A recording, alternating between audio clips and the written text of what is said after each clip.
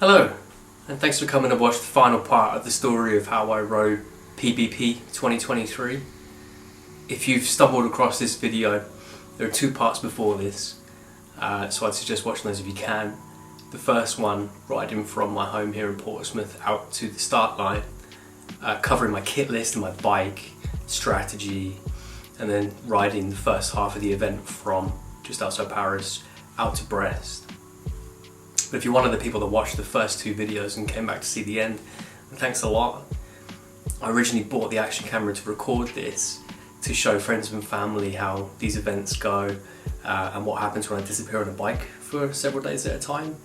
But if it helped anybody else, then great.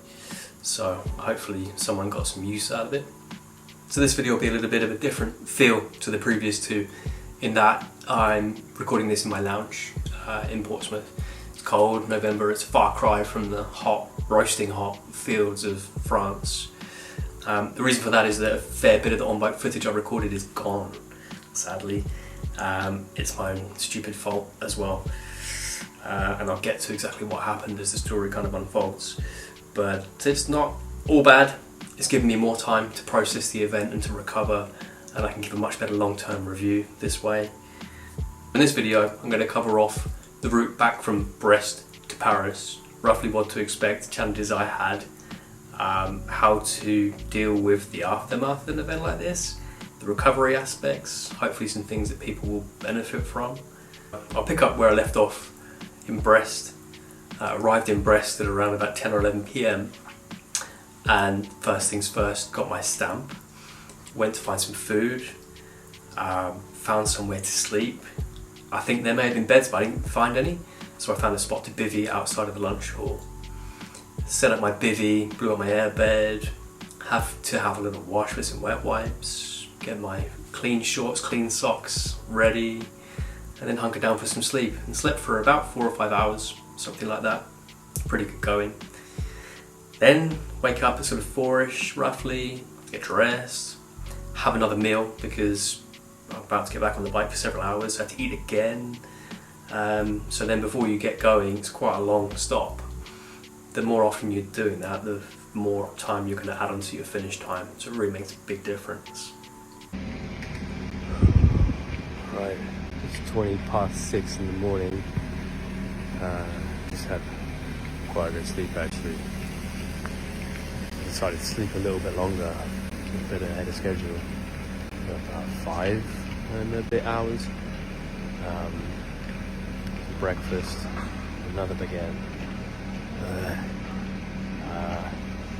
But pretty good. New shorts, brushed my teeth, coffee, feeling pretty good. It took 28 hours to get here without stops. So that 5 hours sleep should see me through. I'm going to try and do the same back, ride all the way back. If I need to stop from sleep, I will. If not, then I should be back by about midday tomorrow, roughly. It's pretty good. I was planning originally about 12-14 hours after that, so see what happens. If I need to sleep, I'll sleep. Right, good morning. So then, getting back on the bike after a stop that long can generally be quite sore, but I felt not too bad. I think 4 or 5 hours sleep was what I needed, made all the difference. Generally, after stopping for several hours, my legs are going to be pretty seized, so my plan generally is to gently spin the pedals until they feel less painful, and then I can start pushing again. I found actually at this control that wasn't really possible. I imagine future events might be the same. As soon as you leave the Brest control, you hit a pretty savage climb. From memory, it was sort of between 10 and 15%, went on for quite a long time. So then you have no choice but to push pretty hard straight away. Actually riding through Brest that time of the day, but just before sunrise, was really nice. It's actually quite a busy city, but in the dark, quite easy to get back out. So as I'm leaving Brest, not too long after, we hit probably the main route highlight, which was I don't know the name, but a huge suspension bridge just outside of Brest, and pretty impressive. I hit that just at sunrise, just as the sun was about to rise.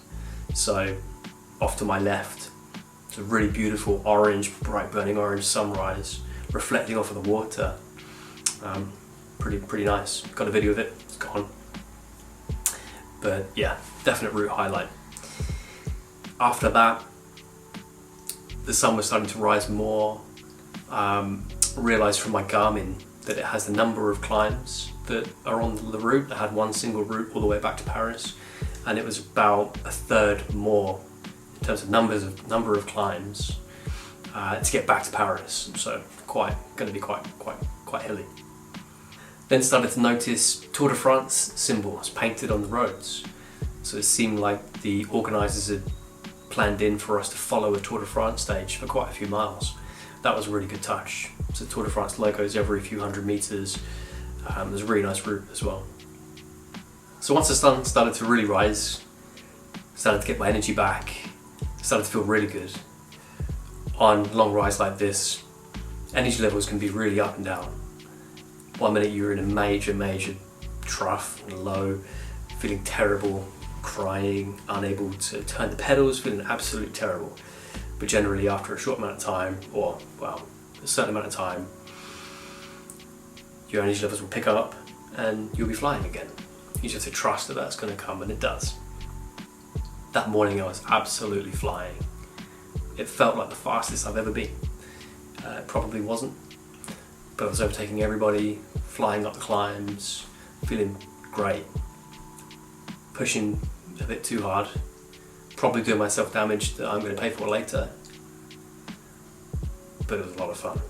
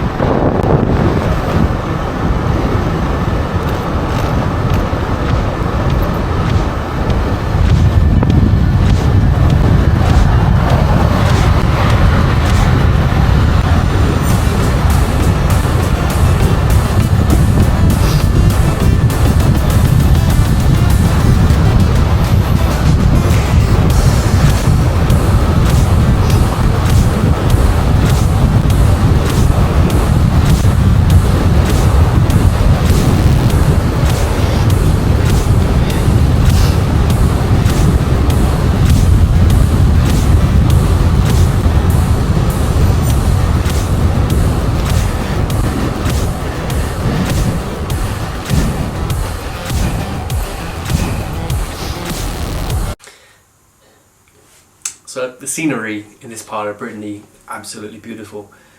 Flying through villages, a fair bit of climbing, quite misty in the morning, but gorgeous. Wasn't too long after the sun rose, we hit a really small control in a place called Plaven, I believe it was called. I don't know if it was a control or even a resupply. It was quite small, but it had good coffee, good pastries, some pastries that were specific to the region, small kind of cornet shape with cream inside, really good. But that came just at the right time. So they managed to get on, flying through this gorgeous countryside at a really good pace for quite a while. At this point I've got a pretty good idea of what's ahead of me to get back to Paris. The route is pretty much an out and back. There are a couple of points on the way back where the route diverts off a couple of times. And I realised as I went through that actually those little diversions were coming away from some of the harder climbing. The first half was pretty bad. Thankfully we were diverting off a couple of times, and then I knew that further down the line the roads will turn into nice flowy roads that actually move pretty quickly. So by this point, there was less to film quite often anyway. The roads were quieter, quite similar to the roads on the way out. Less groups, less riders around. I was making really good pace. I just knew I'd got to get through the climbing today. It's going to be very hot in the afternoon again. I can see that coming already. But just get through the kilometers. So one real benefit of a route like this, an out and back, is that you hit the same controls on the way back that you hit on the way up. You know which ones had good food and which ones had pretty bad food. I remember the ones that basically crippled me for sections of the ride, so gave them a miss. Ate in the boulangerie, ate in the patisserie, had some really good food, so at least I can manage that much better than on the way out. It's bloody roasting hot again. Making pretty decent progress. Just stopped. These guys. Free coffee, free biscuits. One of the guys from England. Got some coffee, the food, and crack on again. I think at the moment, my target was to get back early hours of Thursday, 1 or 2 o'clock Thursday, something like that. But it's looking like it might be lunchtime Wednesday. But we'll see, who knows. Might be a good delay. But the sun, oh my god, it's so hot. So for me, once I left the control, I think called Ludiac, was getting into the hottest part of the day, still in the hillier end of the course, and things were starting to get pretty grim. Getting into a temperature that's pretty horrible to be riding in, very exposed. Got to the early to mid-afternoon and had a real energy crash. So after feeling fantastic all morning, probably doing myself damage, pushing harder than I should have done. Couldn't turn the pedals, couldn't keep my eyes open again. Just felt absolutely terrible. So I came across a small patch of cover, some trees across the road, and just decided to pull in, set a timer on my phone for 20 minutes, close my eyes. If I get 10 minutes sleep, that should do it. But I couldn't sleep, so that didn't really help. I had no choice but to push on, really. What can you do? You can't just stop. So I carried on pushing on. All I could think about was a cold drink, ice cream, something to quench my thirst. Had some water, not very much, and it was just, the water was about 35 degrees inside the bottle. It was just not hitting the spot. The headwind was just baking me like a fan assisted oven again. But just had to keep pushing on in the hope that I come across a shop or a village or something. Thankfully, eventually did. A small shop, quite a few bikes outside, people hiding in the shade. Bought myself cold Red Bull, ice cream, cold Coke, anything I could get my hands on was cold. Sat there for sort of 10-15 minutes and ate everything, and it made all the difference. Just completely recovered, still tired, but I was able to get to the next control. Once I arrived in Tinteniac, I was pretty frazzled by this point, pretty burnt nose, burnt lips, tired, overheating, but they had some really good sausage baps and coffee, so I managed to sit there for a while and recover a bit as the sun was starting to go down. I met a rider called Kyle from Seattle, still in touch with Kyle now, and had a bit of a chat with him. He was going through some of the same stuff I was, so it was really helpful to chat. Actually, it put me in a much better frame of mind. So thanks, Kyle. I find often on rides like this that I don't really talk to other people that much. I prefer to stay in my own head, and my own internal monologue tends to keep me on the straight and narrow. If I talk to other people, I think I might be more tempted to scratch. Whew. A roller coaster of a day. I started absolutely flying and loving my life, and slowly but surely got my ass kicked by the sun. It was brutal, but it's about to piss off now, so thank God for that. About 350k to go. It's a little bit more than 200 miles. Decent roads again. It's all the same roads back to Paris that I took to get here now. So rolled really nicely. I'm finally getting some power back out my legs. So I'm not sure what time I'll get back, but probably about 5-ish hours per 100k, something like that. Alright, let's go ride through the night again. So, left in Teniac feeling pretty alright, to be honest. Sun's going down, heading into the final overnighter of the event. Shortly after the control, bumped into Kyle again, and we stuck together for a while, actually, which is quite nice to chat. Ride with somebody for a change. We had a few groups that night, actually, which was good. Some quite fast groups. We were just getting onto the rolling roads that were flowing really, really well. Before we know it, it was sort of rolling along at 35, 40k an hour again, going pretty well. A little bit later in the evening, we picked up onto the back of a group of Spanish guys, maybe like 4 or 5 Spanish guys, and they were strong. So we were going pretty fast. Taking our turns, I'd hit the front and push for a while. They'd hit the front and push for a while. Carl would take his turns too. But eventually, I just blew up and had to fall off the back, and I got dropped. So that was not great. But as I dropped off, I realised Kyle was gone. So he must have been dropped a short while before. I saw Kyle in Paris after the event. We met up for coffee and hung out for a while. He was quite gutted that he got dropped, actually. But it was funny to talk about the incident because he didn't realise I got dropped shortly afterwards. Not long after I got dropped, I hit a small village. Obviously I burnt all my matches, had no energy left, and in this village I was sort of looking around thinking, could I sleep somewhere here? I was 10 kilometres away from the next control, so realistically 15-20 minutes riding, something like that. But I just didn't have it in me to keep going. It was getting to about 4 AM, so quite grim time of the night. And I thought, I'll sleep under a bench around the corner. If I get 10 minutes again, I can probably make it to the next control and then get into the warm and recover a little while. So I did, and it was a terrible idea. So I laid on the hard concrete floor. It's freezing cold. All of my pains got far worse. All of the swelling got far worse. I managed maybe 10 minutes laid there before I just had to keep going. Couldn't stop there. It was just enough for me to summon a little bit more energy to get to the next control. It turned out that Kyle was not far behind me. When I was sleeping on the floor, trying to sleep on the floor for 10 minutes, he overtook me.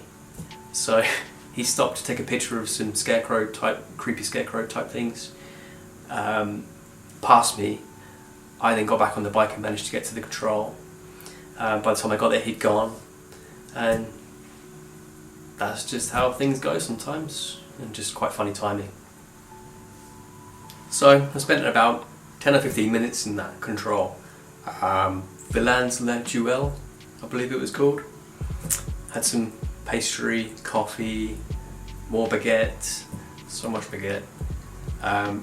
Felt much better. People falling asleep all around me. The place was a war scene. And I think I maybe stayed there 10-15 minutes and then moved on. But by then we weren't too far from the sunrise, so I knew that was not too far off. I could see a little bit of sun on the horizon, so it won't be much longer. Generally, once I get to that point, it's just a case of pushing through until the sun rises, because as soon as the sun comes above the horizon, the second the sunlight hits the back of your eye, you wake up and you're ready to push on. Maybe not all day, maybe you'll crash at some point, but if you get through to the sunrise, you'll probably be okay for a while. That's just how your circadian rhythm works, that your body knows it's time to get up and get to work, and if you can push through, push through. Now we're into the final day of the event.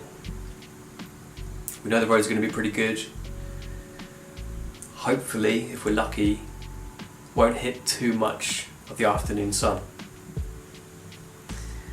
Not long after sunrise, managed to pick up on probably the biggest group I've been in for the whole event, except for the start of the event. Somehow picked up a group of around, I would guess around 100 riders, all in a long line, strung out, moving pretty fast. Everybody with green reflective jerseys, quite a sight, just flying through the countryside. I realised after a while that we were being pulled along by one guy for quite a long time, just one guy. Everybody sat on his wheel and he was pulling 100 people along like a steam train, very fast for quite a long time. So I sat on, not ashamed to say it, all the way to the next control. But when we arrived, I made sure I went and found him and shook his hand. I find it very common in the Audax world, sitting on a wheel and not taking turns necessarily, and not acknowledging the people that you're sitting on, is quite common. Not everybody, but it's quite common. So I wanted to go and shake his hand because he was bloody strong. You probably won't watch this, but Andrew in South Africa, if you do happen to see this, thanks. So this took me into the second to last control of the whole event. Mid to late morning. The food was pretty good in this control. I can't remember the name of it, but the second to last control. Really good buffet style, lots of fruit, pastries, hot food, really good selection. So I spent a little bit of time here refueling, but becoming pretty aware that I'm about to head into the heat again, and it's not avoidable that that's happening. One more push through the heat. Right, almost there now. I've been riding since about 5:30 yesterday morning. Something about 29 hours now. But again, I've got 120k left, so not far. I'm gonna push right through, I reckon. The way it's been, probably another 6-7 hours, something like that. So yeah, getting close. Good night last night. Some good fast groups. And no dramas. But yeah, feeling alright. Next stop, Paris. To set off towards the final control, temperature rising, feeling pretty uncomfortable by this point. Started to notice that every village I rode through had a small pharmacy, green neon sign, but noticing that everyone had a bike outside, or more than one bike. I think people getting their injuries seem to Proplast, painkillers, who knows. But pain was starting to set in by this point. I was getting pretty bad by this point. Everything, hands, feet, backside, my back, my neck, pretty much every part of me was hurting. But pain is quite similar to energy on a ride like this, in that it comes and goes. Your body eventually quits telling you that there's pain because it realises that whatever is causing the pain isn't going to stop. So after a while it will just drop off and the pains will subside and you can carry on relatively pain-free. I would say a certain amount of pain is safe. Injuring yourself is not good, but if you understand what is just discomfort from bruising and blisters and what you can push through, you can withstand quite a lot of pain, and that's just endurance.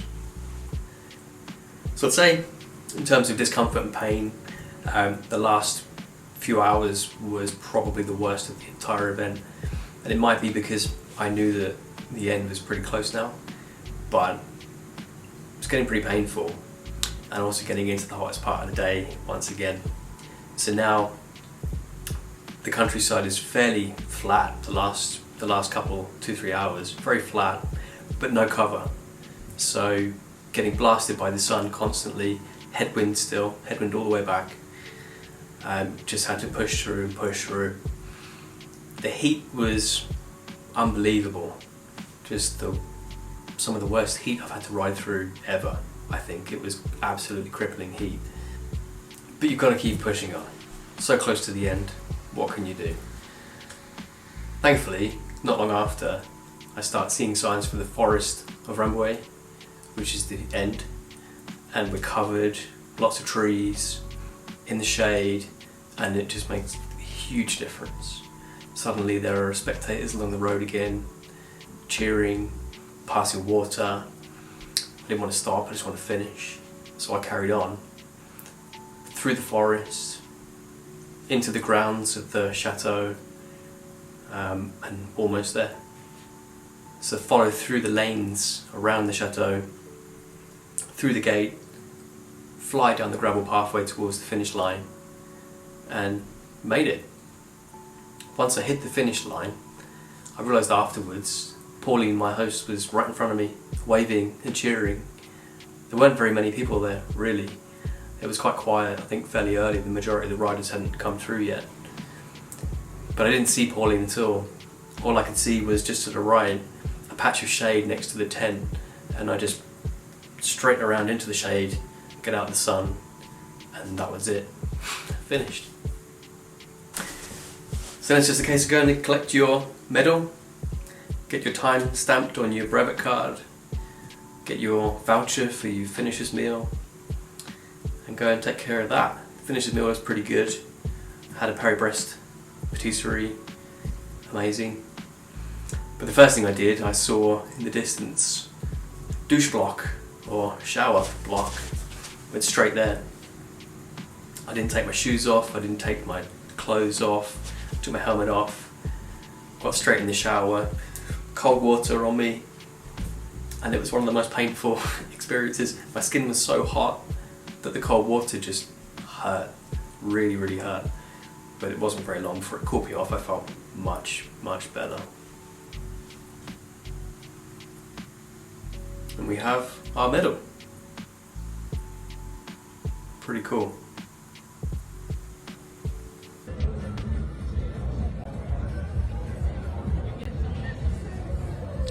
We made it. Absolutely broken.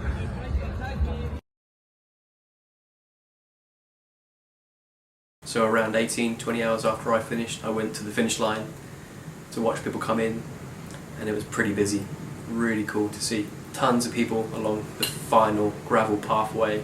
People constantly flying down the gravel pathway to the finish.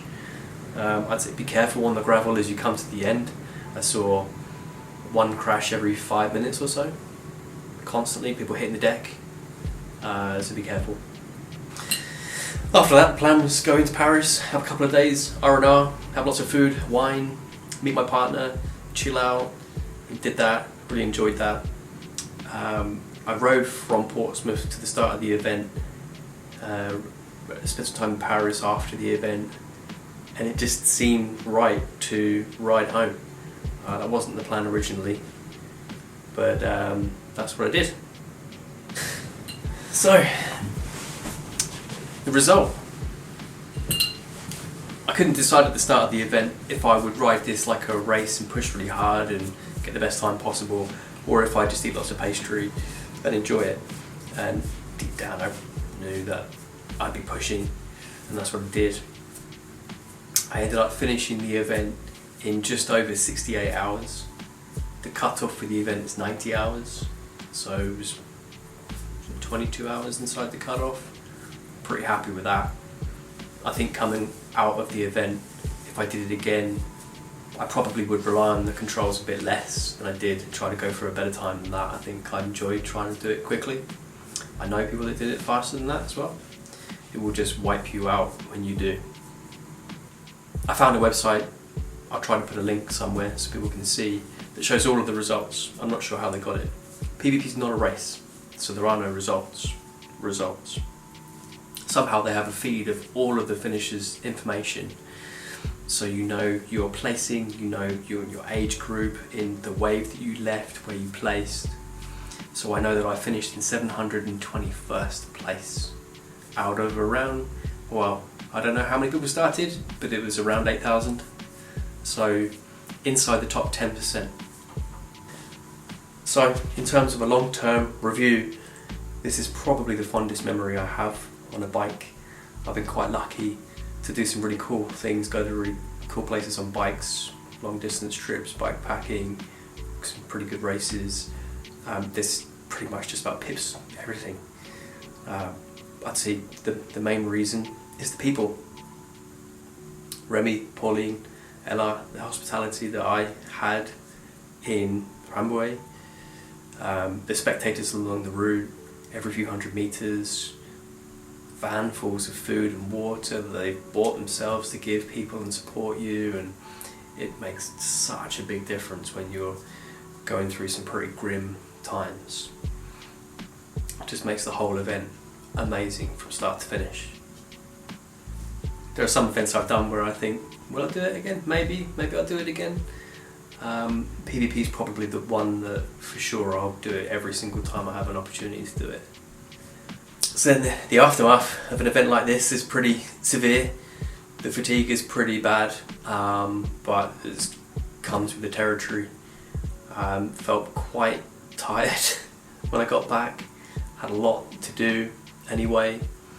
Started a new job a few weeks before the event started, a new industry altogether, so already tired from learning that. Learning to make these videos, I've never done this before, I really enjoyed it, still enjoy it, but learning to make these videos and actually produce them was actually really time consuming, quite hard. I was about to go on holiday not long after we got back, had a really good time, but I found myself battling the fatigue and trying to recover and get some energy back, or having to function with normal life, go back to work at a job that I'm still sort of learning. So I ended up having quite a bit on my plate. So I'd say try to go into an event like this knowing that you've got a bit of a buffer afterwards to recover, or just don't ride to the start and ride back again. That might help.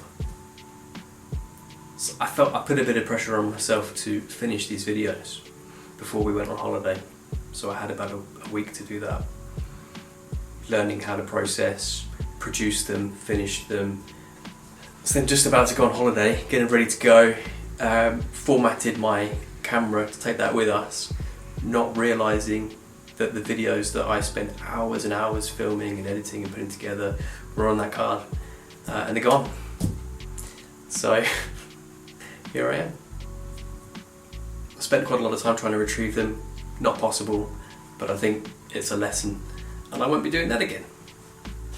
While we were in Paris at a restaurant, really tired, another sign of the fatigue, I left my camera on the table while we were eating, went to get the train, got quite far from the restaurant and heard footsteps running behind me, like tap tap tap tap tap tap, running, and then hey, and it was the waiter from the restaurant, and he ran probably half a mile, 3/4 of a mile to catch us, to bring me my camera. That's the video at the end of the videos of the guy running. What a legend. But somehow, for whatever reason, he pushed the record button, probably wondering what it was, and filmed the whole run. So that just about does it. I think that's everything. If you made it all the way through this, I doubt that many people did. I think I've got one of those voices that probably sends people to sleep. But hopefully this sheds some light on what happens when I disappear on a bike for several days at a time in future. And I'll do more of them. I enjoyed doing this. But if you're watching this, you don't know who I am, you never met me before, and it's given you an insight into PvP or endurance cycling, and you get something out of it, then I'm really pleased. As for the future of this channel, I'm going to keep making these videos. I really enjoyed it. So when I do endurance rides and training for my 2024 season, I'll make videos. So anything I pick up along the way, other people might benefit from too. So okay, I'll end this here. Thanks a lot for watching, really appreciate it. And to the people that do know me, I will see you soon.